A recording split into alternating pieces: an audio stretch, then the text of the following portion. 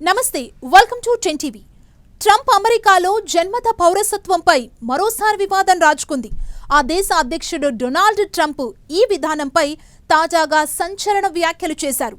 పౌరసత్వానికి సంబంధించిన 14వ రాజ్యాంగ సవరణ ప్రధానంగా బానిసల పిల్లల కోసమే ఉద్దేశించిందని చెప్పారు. ధనిక వలసదారులు తమ మొత్తం కుటుంబాన్ని అమెరికా పౌరులుగా మార్చుకునేందుకు ఇది మార్గం కాదని ఆయన అన్నారు.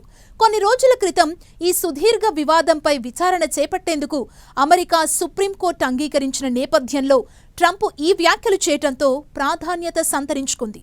2005లో జనవరిలో అధ్యక్షుడు ట్రంప్ ఒక ఎగ్జిక్యూటివ్ ఆర్డర్ని జారీ చేశారు. దాని ప్రకారం క్రమంగా దేశంలో ఉన్న వలసదారులు, తాత్కాలికంగా ఇక్కడ ఉండే పర్యాటకులకు పుట్టుకతో వచ్చే జన్మత పౌరసత్వాన్ని ఇవ్వకూడదు.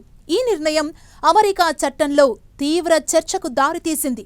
పలు ఫెడరల్ కోర్టులు దీనిపై తాత్కాలికంగా స్టే విధించాయి. అయితే జూన్లో సుప్రీంకోర్టు, ఫెడరల్ డిస్ట్రిక్ట్ కోర్టులు ఈ కార్యనిర్వాహక ఆదేశాల్ని అడ్డుకునేందుకు దేశవ్యాప్త ఉత్తర్వులు జారీ చేసే అధికారం లేదని పేర్కొంది.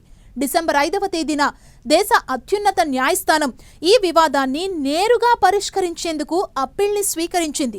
సుప్రీంకోర్టు వచ్చే వేసవిలో దీనిపై తుది తీర్పిచ్చే అవకాశం ఉంది. అమెరికా రాజ్యాంగంలోని 14వ సవరణలోని పౌరసత్వ నిబంధన ప్రకారం అమెరికాలో జన్మించిన ప్రతి ఒక్కరూ పౌరులుగా పరిగణించబడతారు.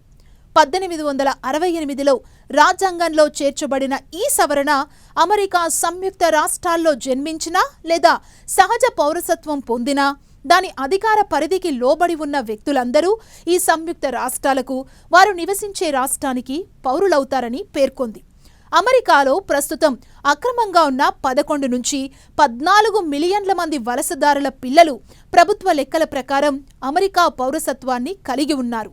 విదేశీ మహిళలు కేవలం అమెరికా పౌరసత్వం కోసం వచ్చి ఇక్కడ పిల్లల్ని కనటంపై ట్రంప్ తరచూ అసంతృప్తి వ్యక్తం చేస్తూ వచ్చారు.